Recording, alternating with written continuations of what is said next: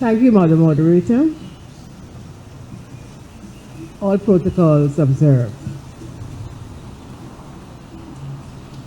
The National Congress of Women was born many, many moons ago. In 1957, a number of women, and we always talk about them. Today I just mentioned their names and nothing more. Jane Phillips Gay and Winifred Gaskin and Hyacinth Goddett and Lucille Cox David. Those ladies went to Lyndon Forbes Sampson Burnham and said, we would like to form a women's arm. That was when the People's National Congress was formed, and at the same time, the People's National Congress Women's Auxiliary came into existence. 1957 to now, you can do the math. Today, I'm not going to speak about those ladies. I'm going to mention some others, because we have had many, many leaders who've gone before us, and some are still here. Before I start my naming or what, I want to mention something that the National Chair, in her opening remarks, her welcoming remarks, said, that the National Congress of Women had a part to play in CEDAW, the Committee for the Elimination of All Forms of Discrimination Against Women. And as a woman, that is one document you must try to read. You can find it online. Just Google CEDAW, the acronym CEDAW, and you will find out. And I say this because it was in 1980 at the Copenhagen Conference of the United Nations World Conference for Women that the CEDAW document came up. And Guyana was one of the first countries that not only signed on to it, but they ratified it. And I had the good fortune in 1981 to be at the United Nations when they decided that they will put into operation CEDAW. And I remember in my presentation to the third committee, in closing off, I said to the President that Guyana, having signed on to and ratified it 1 year ago, is interested in being a part of CEDAW. I didn't know that somewhere in one of the rooms at the UN, there was a Jamaican lady who had come to Guyana many years ago, Dr. Lucille Mathurin Mayer. She was then Assistant Secretary General to the United Nations, and she was listening. By the time I got back to the office, Ambassador Sinclair had said to me that Dr. Mayer called to find out who was in third committee for Guyana. And then when she was finished with that conversation, she said to him, Guyana is 1 day late. Because according to the document they sent out, the closing date for any person to apply or to be nominated was the day before I was due to speak at the UN. But because we were a developing country, we were told that we have 2 weeks extension. And Dr. Mayer, because she knew Guyana and she knew our women and she knew women of the Women's Revolutionary Socialist Movement, decided that she was going to lobby for Guyana to be on CEDAW. I say this so that you can know some of the history and you can tell people about it. Her nomination was, and she said to Ambassador Sinclair, I will help you to lobby for your candidate as long as you put Shirley Field Ridley. She had known Shirley because they were in Jamaica together. When we told Shirley Field Ridley, she said, no, not me, put Desiree Bernard. And it was a back and forth, a back and forth. And one Saturday morning, where I was staying, Ambassador Sinclair called me and he said, where are you? I said, I'm at home. He said, how do I get Shirley? And I laughed. I said, she's at the WRSM headquarters today because they got a meeting. He said, come over and make the call. The office was over there, the executive was meeting. I called and Maureen Bacchus answered me. And I said, may I speak with Shirley Field Ridley? And she said, hold on. And by the time she went to call Field Ridley to come to the phone, I gave the phone to Ambassador Sinclair. So when Shirley came to the phone and thought she was speaking to me, she ended up speaking to Ambassador. And she said, we are scamps. But after he spoke with her and sort of convinced her, she sent through her CV. In those days, we had email and all of those things. You had something called, what was that thing? It wasn't a fax machine. Anyhow, whatever it was. But this thing used to come to on the machine as a long rolls of paper. She sent it through. It went through. I don't know what happened to the UN. And Shirley Field Ridley was appointed or elected to serve on that committee.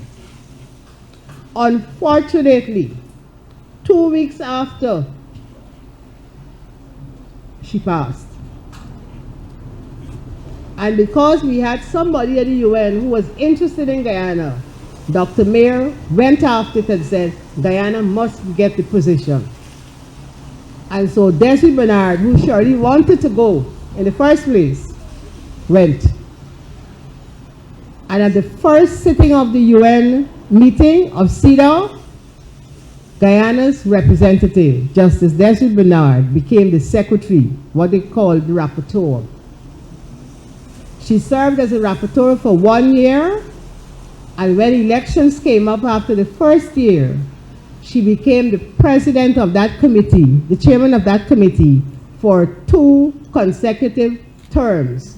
So she served for 4 years. So, Madam Chair, I don't think you ever knew that sort of the history, but the WRSM was really interested, and they were part of CEDAW. And Guyana, whenever the history is written, it is recorded that Guyana served as the first rapporteur and 2 successive terms as president. Anyhow, I didn't come to say that, but I thought I'd make that.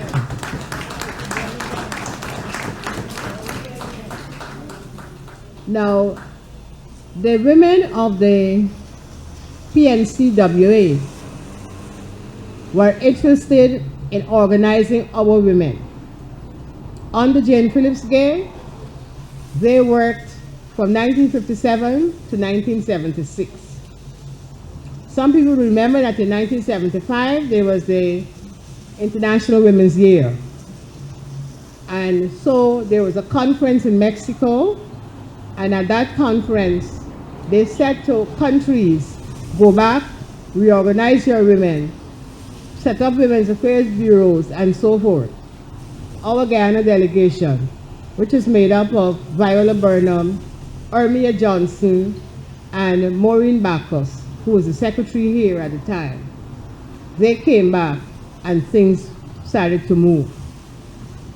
And so you had another breed of women coming on board. Viola Burnham took over as chairman of the organization, and it was at that point that the name was changed to the WRSM. When I joined the WRSM, I joined the organization when it was the WRSM. And I think that all the folks, most of them who have gone before, and may their souls rest in eternal peace, they were scouts. And when I say scouts, they're looking for people to pull on board. Literally looking for people to pull on board. So you found that the organization decided to spread out across the country. And after we had become regionalized, we had groups in every region. I'll mention some names.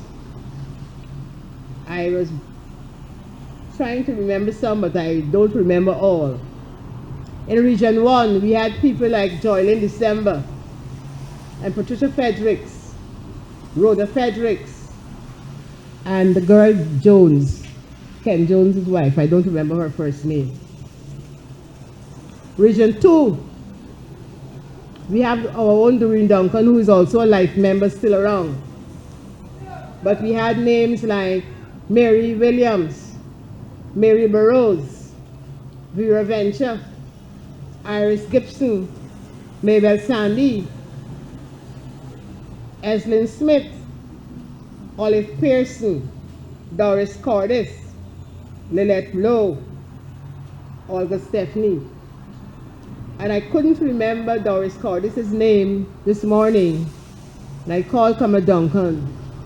And I said to her, the short lady who lived at Good Hope, not far from you, and she had all these award trees in her yard. And she said, who the girl? And a couple minutes after she said, Cordes. I said, that is the lady. There were certain people you remembered were certain things. And I'm sure Common Hamilton Green will remember that tiny woman, Mabel Sandy, paddling her canoe out of the Pomeroon to come to activities of the People's National Congress. From Region 3, you had people like Doreen Bob, Agnes Exeter, Enid Abrams, Megan Davis, Gloria Williams, Joyce Semple, Doreen Thomas. I remember we were at an executive meeting one Saturday here, and then Doreen Thomas got the message that her husband died at home. We had to literally lift her out of the office, because when she left home, he was in good health. But as God would have it, he passed.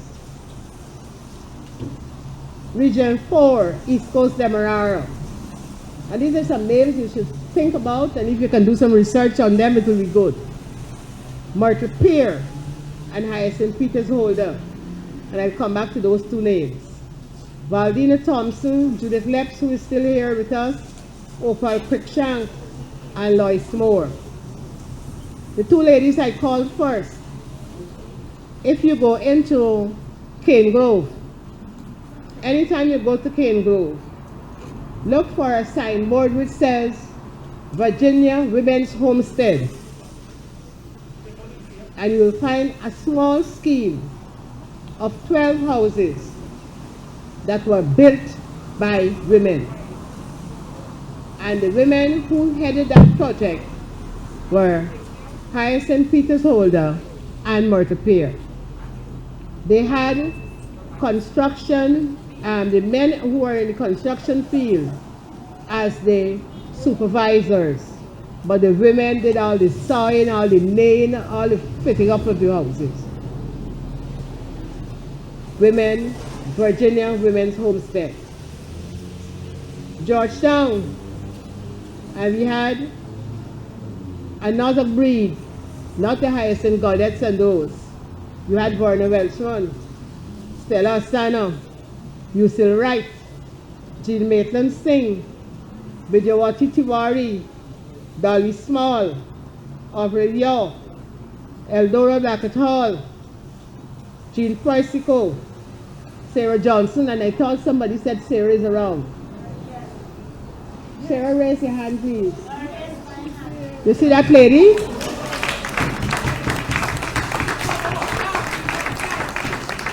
You had, if you wanted Sarah Johnson, you had to get her before 7 o'clock in the morning or after 9 in the night. on the phone. She used to leave home very early in the morning and walk the whole of Georgetown to do political work. Put your hands together for Sarah Johnson. Joan Bavigams, Mignon Griffith, Joyce Gale. Joan is here. Congratulations to those warriors.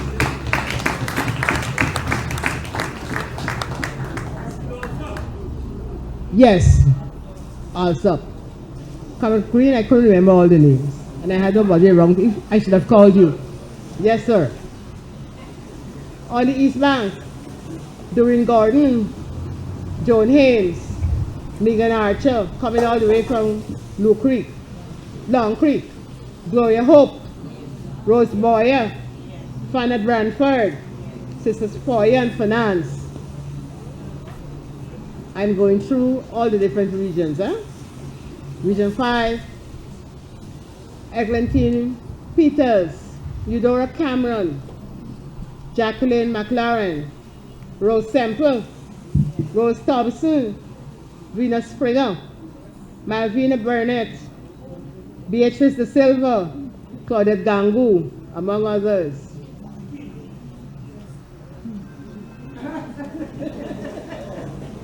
Thank you, Comrade Green. Region 6, and I call some of these names.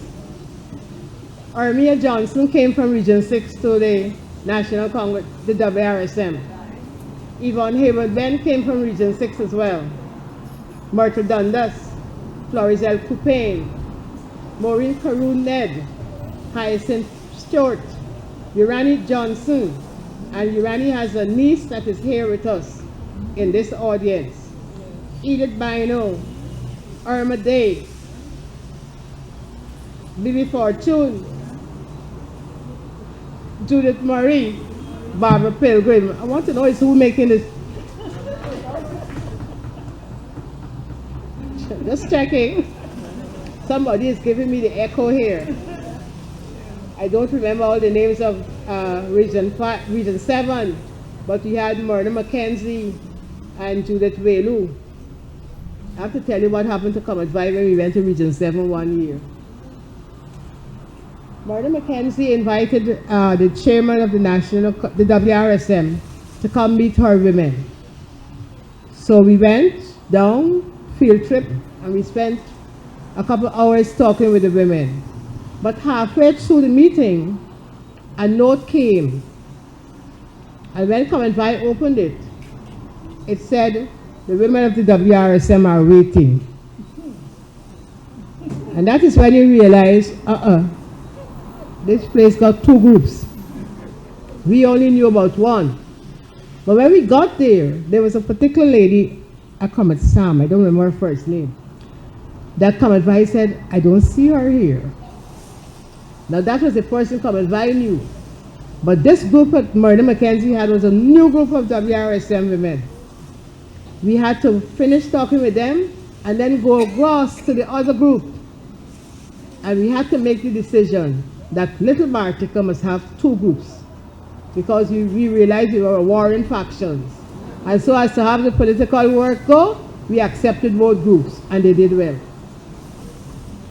Region 7, and that's obviously Region 7, Region 8, you have the famous Gloria Bancroft, who at this point is ill and I don't think can move around very much. There's a lady, Nurse Sego, I don't remember her first name, but she has been there from time immemorial. Diane Abraham, Prime Minister Green would remember her. She was tall, came from Monkey Mountain to the Parliament as a member of Parliament. Region 9, I met a young lady there, but she really belonged to Buxton, Waveney Dryden, and Genevieve Marie. Those are some of the people from Region 9.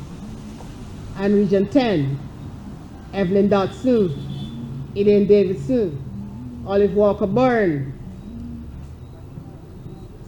I'm coming to that, Barbara Henry, Sylvia Lynch, Macy Bard, Elsie McCalmont. And let me tell you about my experience here. I went to do some field work. Come advice said, go meet the women. The women I knew was headed by Elaine Davison, among others. So I went there. I did not know Comrade Elsie McCalmont. Elsie McCalmont was in the days of Jane Phillips Gay, so long before my time. And she was one of the founders and one of the staunch ones. But like everything else, you're getting on in age. So I think the younger women decided that they were going to have their meeting, and you don't involve her too much. I went to Linden, had my meeting, and I came back. And when I arrived at work the next morning, I had a message from Comrade that you will go back to Linden and go to Comrade Elsie McCalmont.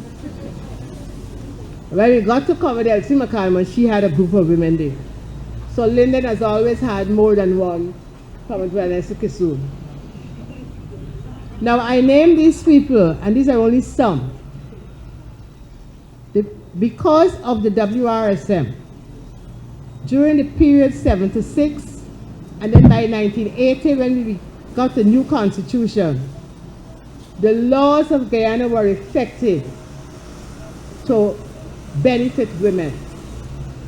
Delcy Bernard headed a committee that Forrest Burnham told her, go through the laws of Guyana and check all that talk about women and put them right, because we must have equality of opportunity. It was in the 1980 Constitution, Article 29, that mentioned equality for women. And the younger generation should go to the Constitution and, if possible, go through the Constitution to see all the laws. There are a list of laws that affected women. It was during that period that what we refer to as the Bastardy Act was removed from our laws. Because according to Forrest Burnham, all children must have equal rights. It was under our watch.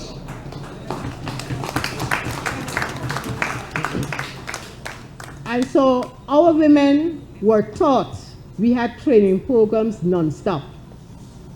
And we were taught, you were groomed, you had sessions, you went out to the different areas to hold training sessions, upgrading sessions, whatever you want to call it, so that we can do the right thing. When I listened to Comrade Carol Corbin talking about decorum, if you go back to the history of Guyana, it was in 1980 that a number of women went into Parliament, the largest number of women that went into Parliament, because in the days before that, we didn't have so many. And because we had women across the board, you had market vendors, you had teachers, you had religious women, and all you could think about. The WRSM held a weekly training program at the residence. And the trainers were Celeste Dolphin, Yvonne Mbosi, and the Comrade Green, I'm coming to you now. The guy who was in charge of AEA, Adult Education, Newton Prophet. Those three people came every Thursday to speak with the new parliamentarians, the women. Yvonne Mbosi dealt with how you dress and how you present yourself in public. Celeste Dolphin, how you spoke in public. And Newton Prophet, the grammar and how you fixed your words. And as I said, they were ordinary women, but by the time they were finished with them for a couple of months, those women could have held their own. And I think at this point in time, the National Congress of Women should embark on some training programs for our young people.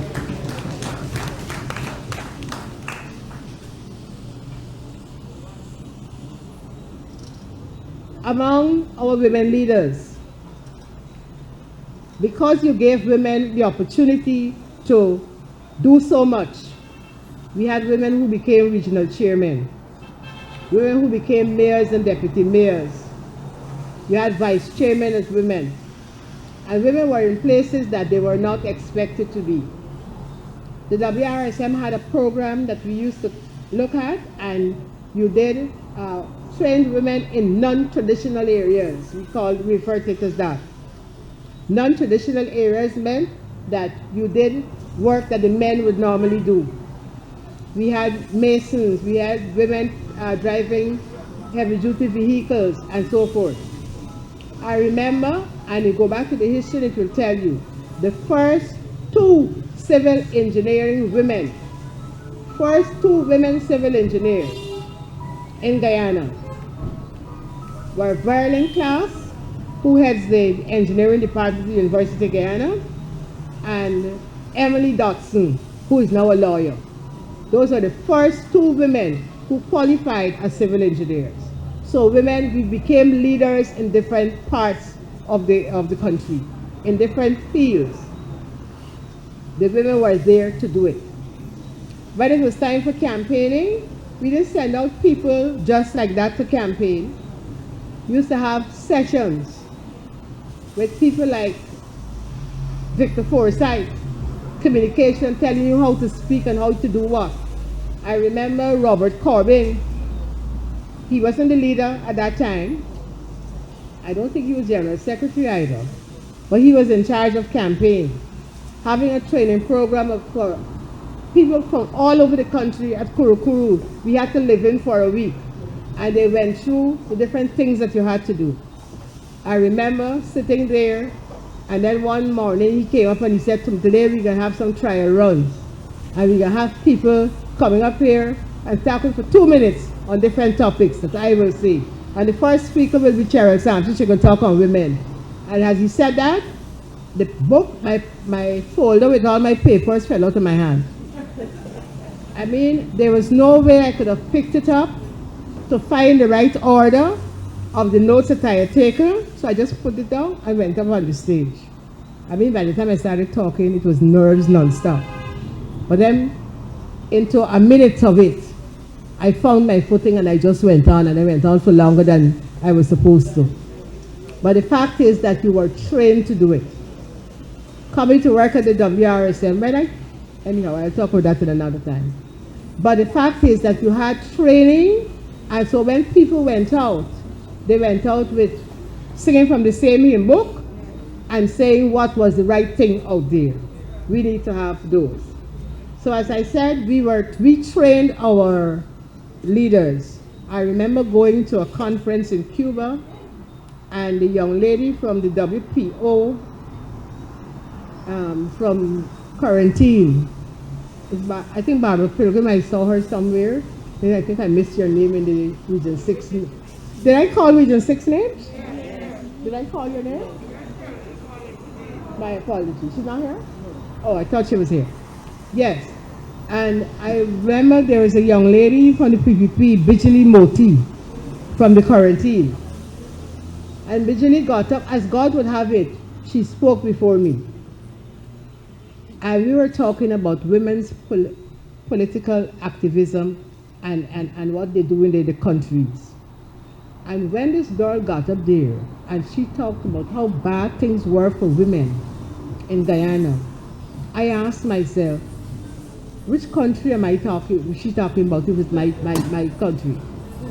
And so I was glad that I had to speak after her. And so I gave in you normally would have to give me your script, right? Because you have to go to the prepared script so that the interpreters can translate. And I asked for a minute to respond to something that my sister said. And then I started to talk about the different places that have women mayors and so on. And I said to her, and unfortunately, what is bad about what she just said is that she comes from a community where there's a woman who is a mayor. Ask her, and if she's not going to say that is true. And I went on to do my thing. But you know, these are some of the things that we had to deal with. But we had women doing so many things across our thing. As I said, I didn't come to talk about the Jane Phillips Gays and the Shirley Field Ridleys and whoever. Today I wanted to highlight 3 women who are in this audience here. And I want to highlight it in the sense that I will show you the progression through their party. These three women came into the party, but they didn't arrive today and became leader tomorrow. They worked their way up. And these are some things that I want to express how things were done. There was a young lady who was a teacher, and she had just finished training college. She graduated as a trained teacher in 1975. But during her period at college, 73-75, she met a friend from school whose husband was working at what we know as national development. And some of you remember Lloyd Higgins. And so because Lloyd's wife and I were friends, when he came for her in the evening, because I did night classes, he made certain that he dropped me down to the market. Dropped the person down to the market to catch the boat to go home. You either caught the 10:15 boat, classes finish at 9 o'clock, so you got to hustle down there.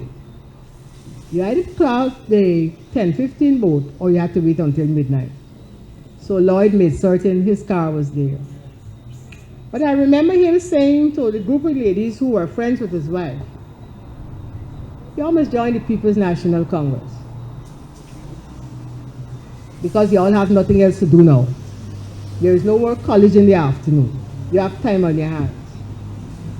The group of ladies decided to do that. But there was a plan that they will come to meet each other like every other month, go to the different homes. At the first meeting, everybody had one thing to report. Guess what? All of us turned group teachers. In those days, the People's National Congress party groups had group teachers. Because in 1975, I hope I have the year right, that was when they had the Declaration of Sophia. Am I right, Comrade Green? And when the Declaration of Sophia had come out, it was a book that each party group had to look at and to study.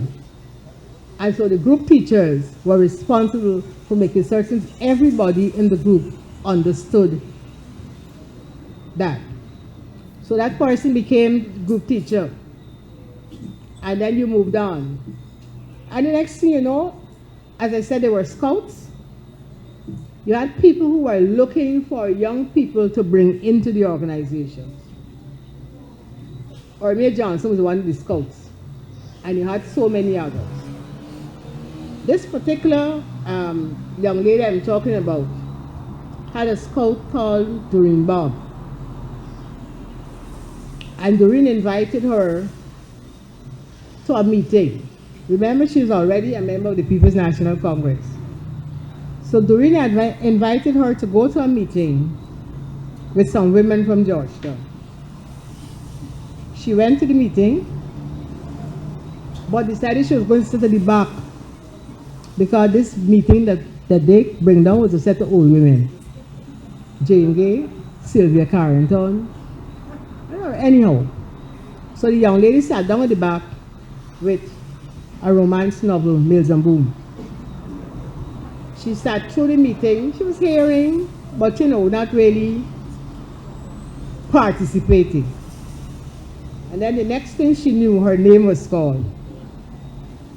And she was made secretary of the group. Because by the time the person called her name, there was somebody who, I don't know if they seconded, but the no nominations closed. And that was it. So she had that job. Poor child, first time in her life, she ever turned secretary. But one of the teachings she had in school is when you don't know a word, go to the dictionary.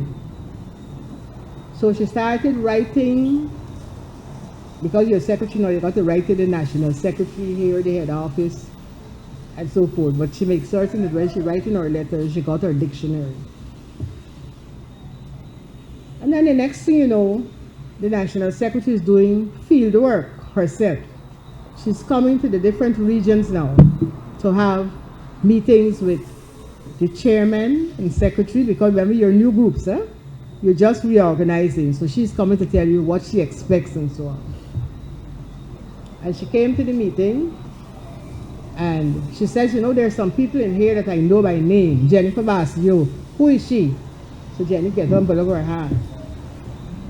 And then a couple minutes after, she said, Anna Barbara Atlee. Who is she? Cheryl Sampson. Who is she? Put up your hand. And this sort of thing.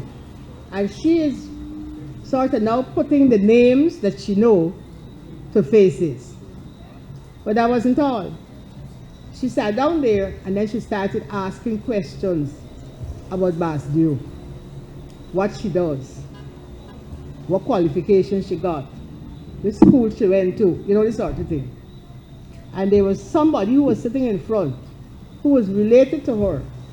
And every time a question asked, and Dewey Bob gave the answer to Ormia, this note passed down.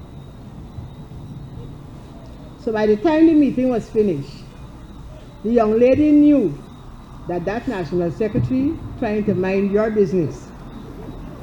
And she decided, I gone. And she disappeared. You think that was the end of it? The next week, the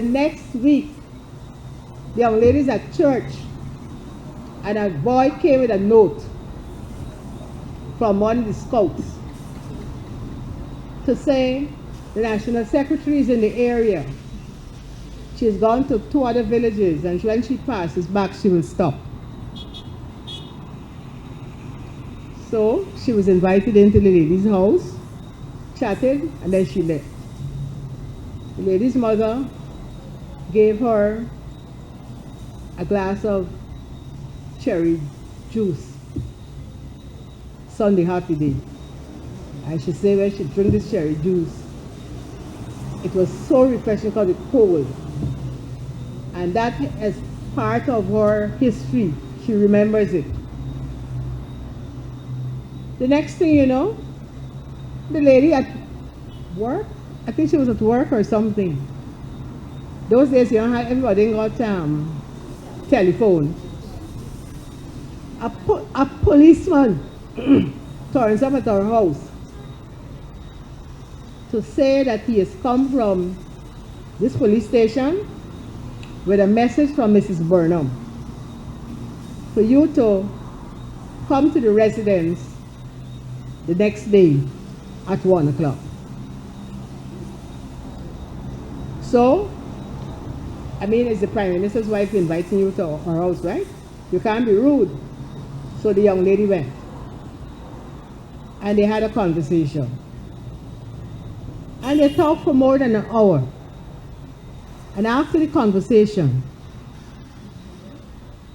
after an hour, Mrs. Burnham said, I just want to let you know that you're being interviewed. The young lady says she drink, you know the thing is paste kite with at Easter time, gamma cherry? And she got locked down from then. So everything else Mrs. Burnham wanted to know, she had to ask a question and she gave her a 1-word answer or a 2-word answer. You think that was the end of it? Remember there was a scout. The scout been looking around.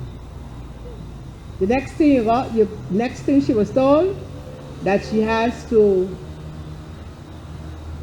will be sent on a scholarship. And the girl said, me?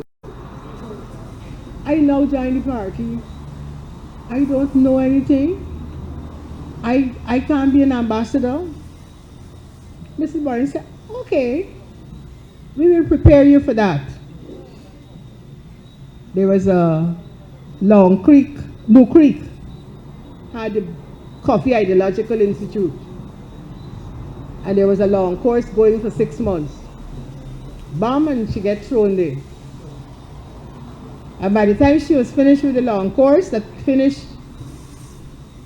in February of the next year, it started in August and finished in February, March, April, she was on a plane to Cuba, scholarship. And while she's there, she gets a nice long letter from Ermia Johnson inviting her to change her career from teaching to have one in women's work. Now, if you send me on a scholarship, how are you going to tell you no? You understand the story? So the young lady said, well, there isn't anything I can do about it. And by the time she came back from her scholarship, she was installed at the WRSM training program. You're trying to get her how you want her. That was what the WRSM was about. And it was so many other young people that moved on. And from there, you are put to speak at conferences, you are allowed to represent the country overseas, and the like. The young lady that I'm speaking about is your humble servant. And I stopped there.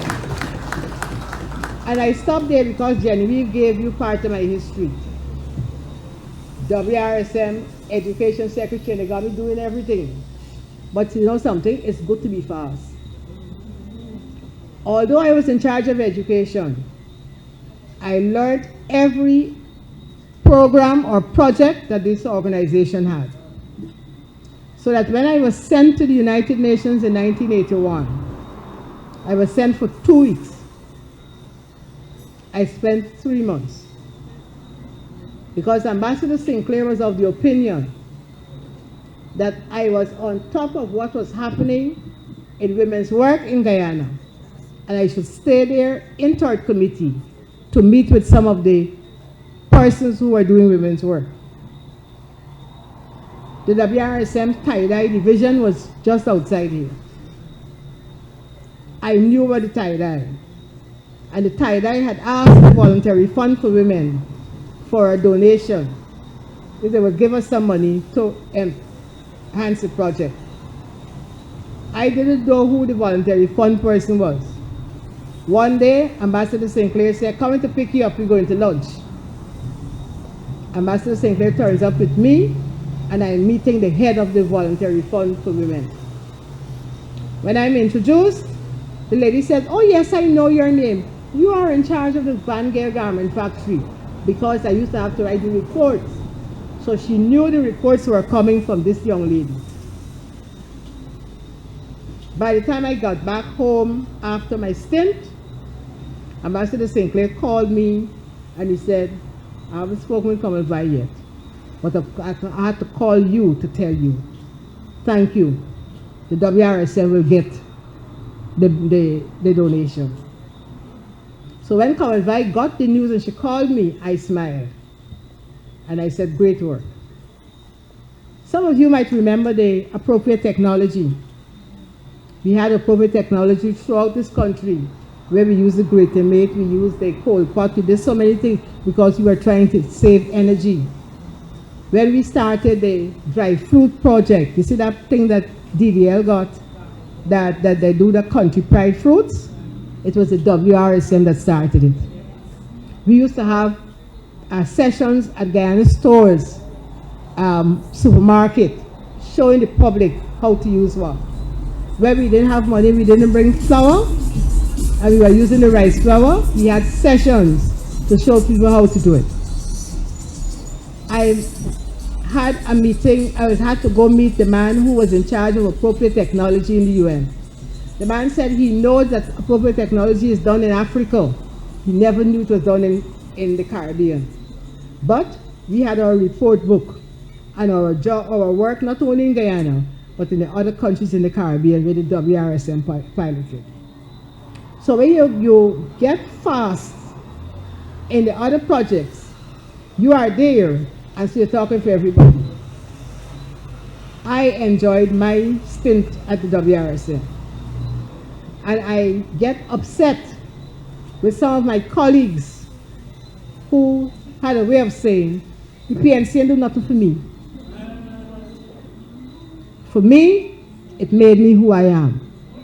Because I was an ordinary teacher out in the country doing her business.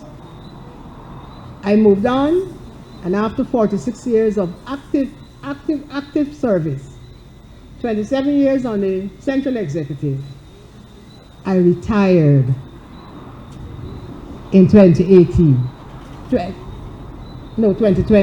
retired.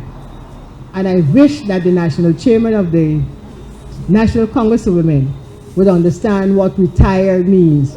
Comrade Barbara actually was trying to explain.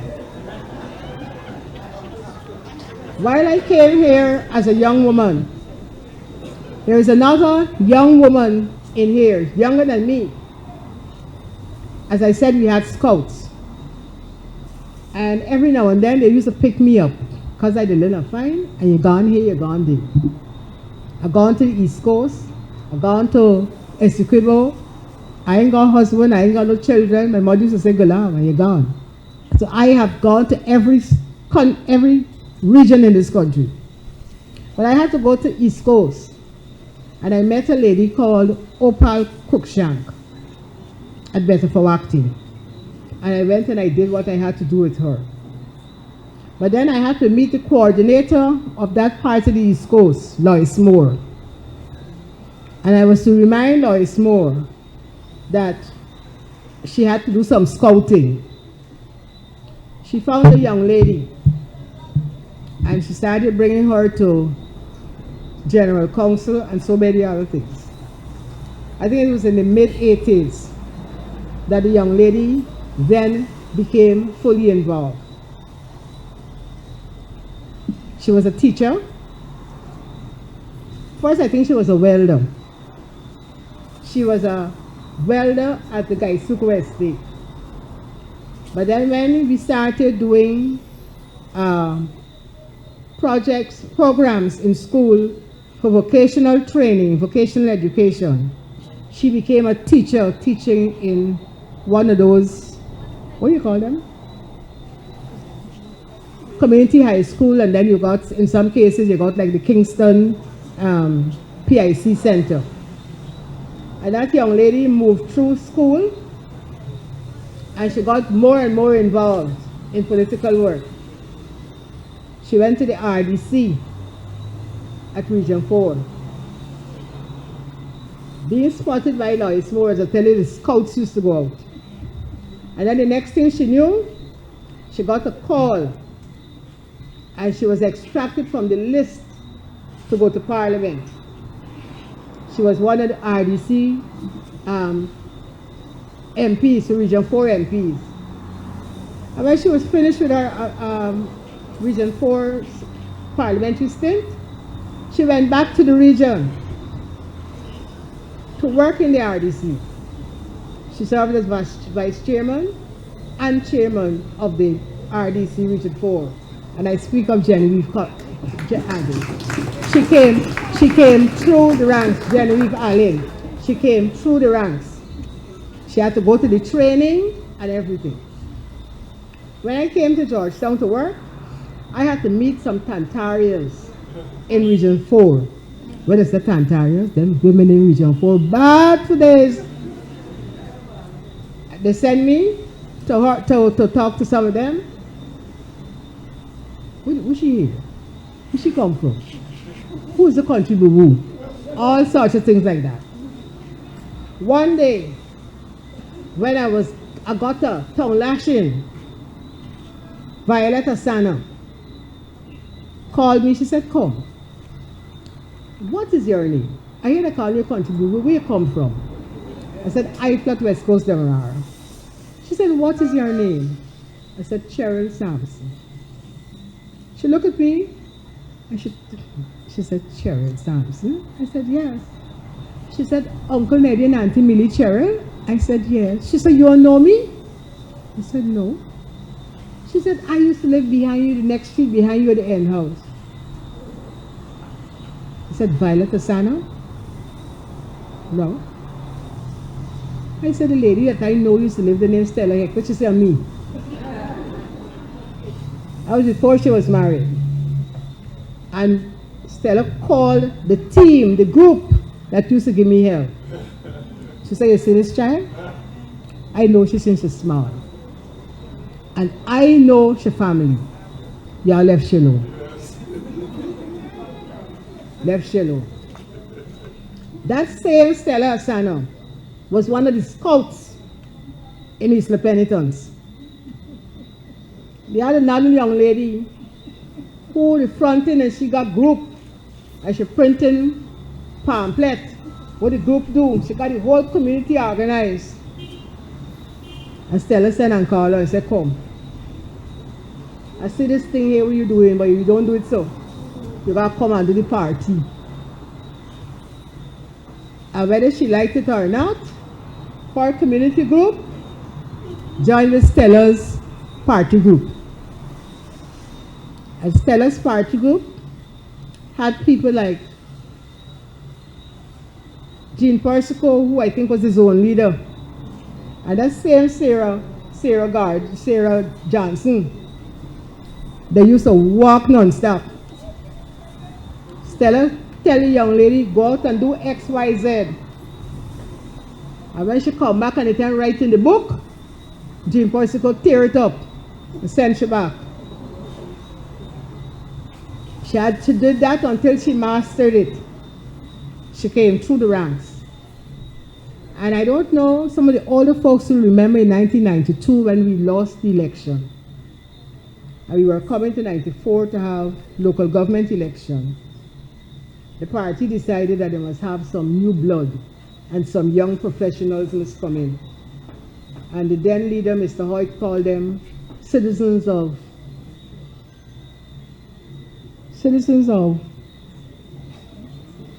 no, I don't remember it anyhow. But they were supposed to be the ones you could look up to. Raphael Trotman was one. Debbie Barker. And this young lady. And they had to do training. Some of them were put on the city council as councillors. But they had to go to Ocean View Hotel for months at weekends for training programs. And then they were sort of let loose. She just decided that she was not running for any other office, having served in Parliament and served on the Central Executive. And I speak of all the Anne Lawrence.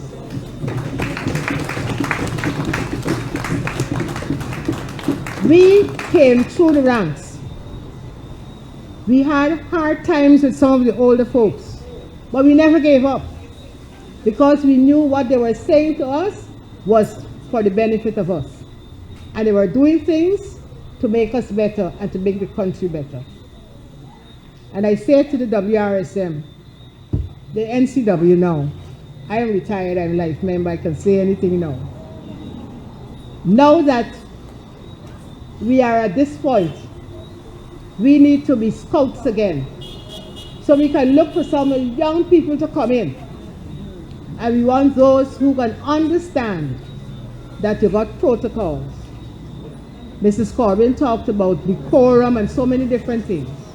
But we need you, because when we move on, just like how Jane Phillips and Viola Boran, they have gone. When we move on, we have to keep the People's National Congress reform alive. I say to you, my sisters, and my brothers who will support us, as we celebrate International Women's Day 2022, we must remember that Guyana needs us, and if we all work together, we'll be able to have sustainable development for us. Thank you very much.